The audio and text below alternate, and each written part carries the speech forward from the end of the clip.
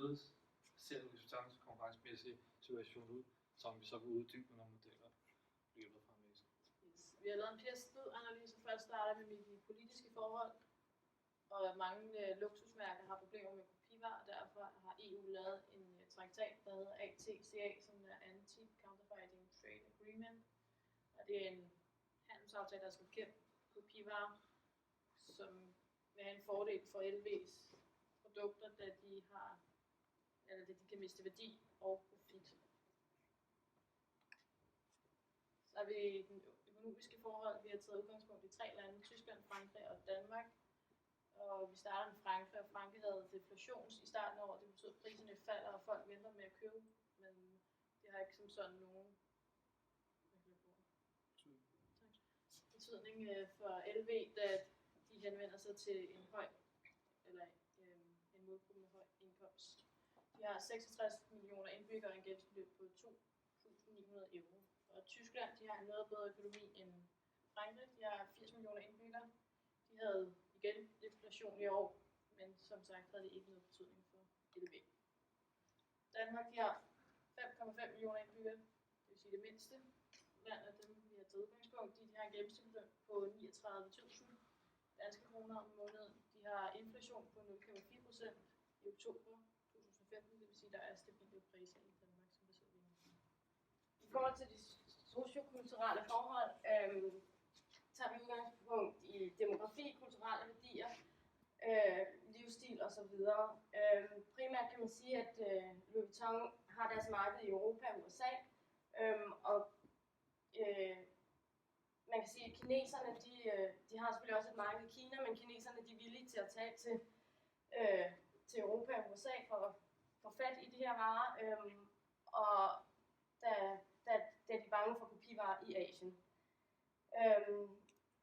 I forhold til Louis Vuitton, så opdeler de deres kundesegmenter i 3 grupper. Absolut, aspirational og accessible. Og absolut, det er dem, som ønsker produkter, som har råd til dem. Det er dem med den højeste indkomst. Så er der aspirational, som er for eksempel kendte, professionelle og businessmen og women. Og så er der accessible, som mest bare ønsker at være en del af elitegruppen. Så er teknologiske forhold.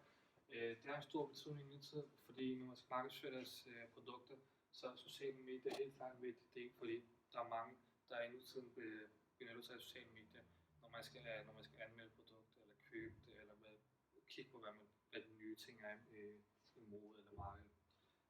Det kan selvfølgelig så have en positiv eller en negativ omdømme. Det kan være, at når man skal producere, så kan det være en mulighed for forskning at benytte sig af den nye teknologi og de nye maskiner. Og så som sagt, der er mange kvalitetsdygtige maskiner nu, som man ikke har brug for at uddanne de faglærte. Så miljømæssige forhold, man kan primært læse det ud fra deres CSR-rapport, men kort sagt, så kan de være lidt mere kreative og innovere miljømæssige produkter.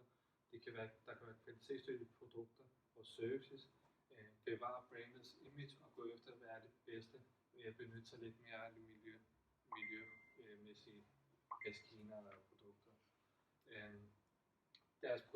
Deres produkter er ikke miljøvenlige, men det er det ved at være, da det er noget nyt for dem. Da de tilbage i 2011 åbnede et værksted, hvor de kaldte det grønne værksted, hvor de genanvender vand, og så har de lavet parkeringspladser og opladningssteder for elbiler, som er blevet populært her på tiden. Så er det lovmæssige forhold. Lovmæssige forhold kommer ind i billedet primært, når det handler om kopivarer. På nettet har vi fundet en hjemmeside, hvor det er blevet lavet, hvor Jyllandsposten har lavet en undersøgelse, hvor de finder ud af, at 43% af danskere er villige til at købe kopivarer. Det er så en betydning, da mange ikke har råd til de her dyre varer, så vil de hellere købe kopivarer, da de er meget billigere. Det er jo så selvfølgelig en negativ tendens for industrien. Det har en stor betydning for salget, da kopivarer opkøbes af mange flere end de originale bliver solgt. De bruger selvfølgelig lovgivning til at stoppe salget af kopivarer, men det har ikke påvirket det så meget.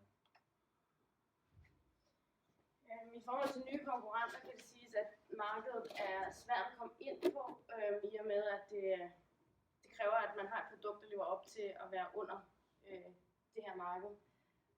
Og så kan man sige, at dem, der er der i forvejen, f.eks. Gucci og Prada og Louis Vuitton, de er meget ledende på markedet, og Louis Vuitton er den største i forhold til omsætning. Det har selvfølgelig den betydning, at det måske er en lille trussel, især for Louis Vuitton, for nye konkurrenter, da de også ligesom skal skabe sig et brand, som Louis Vuitton allerede har, og er meget stærke på. Og man kan sige, at den nærmeste konkurrent for Louis Vuitton i forhold til omsætning, det er mærket Coach. Leverandørerne, der kan man sige, i forhold til frugt og grønt og konservesprodukter osv., det er noget, der er nemt at få leverandører til at komme med, hvorimod at læder fra Nordeuropa og produkter, som lever op til de miljømæssige regler, er svære.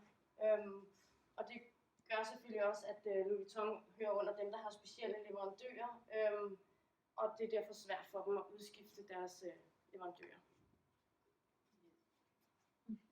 Så har vi de substituerende produkter, og som sagt så henvender Louis Vuitton sig til en high-end status, men truslen fra de substituerende produkter er ikke særlig høj, det at LV ligger som markedsleder på markedet, og kunderne foretrækker Louis Vuitton, hvis de ikke har en taske hjemme den ene dag, hvor de er købt, så venter de hellere med at købe den, indtil de kommer hjem igen. Og så er der også livstidsgaranti på deres produkter, hvilket er en fordel for dem. Som nævnt er prisen høj, men kunderne er eksklusive. Altså de vil gerne købe det her, det eksklusive mærke for det høje pris. Marken er delvis høj hos kunderne, fordi at det er dyre ting, de køber, så det er ikke alle, der har råd til det. Og dermed så køber de kan så fravælge Louis Vuitton og vælge Prada, Coach eller Gucci, som er de substituerende produkter. Rivaliseringen, det er, at som nævnt, Louis Vuitton er markedsleder, men de har nogle stærke rivaler som Prada, Gucci og Coach. Louis Vuitton har flere butikker hver år, men Gucci åbner dog langt flere butikker om året end Louis Vuitton, og det er jo en rimelig aggressiv måde at komme ud til kunderne på og konkurrere Louis Vuitton.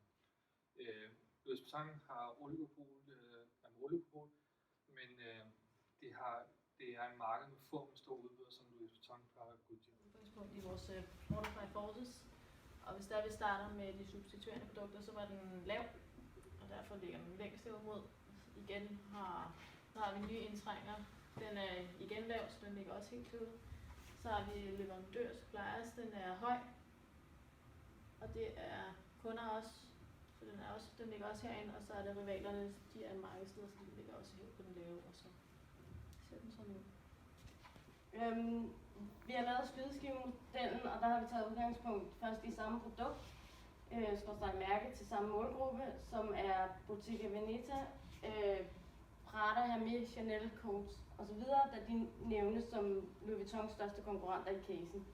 Under samme produktkategori er det f.eks. tasker og rygsække, og samme behov, det er alle accessories og produkter, og ikke nødvendigvis kun luksusgoder. Og i forhold til rådighedsbeløb, som er herude, der er det bare alt indenfor.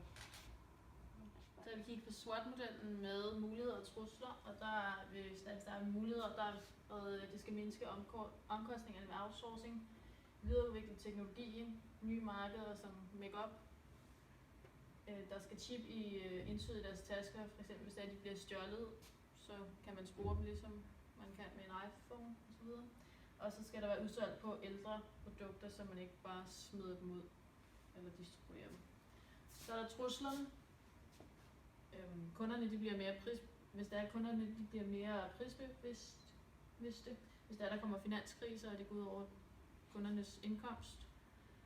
Kopivarer, som jeg snakker en del om, og så hvis der kommer mere fokus på dyrevelfærd i forhold til læderproduktionen og de substituerende produkter, hvis der kommer flere på markedet, eller de kommer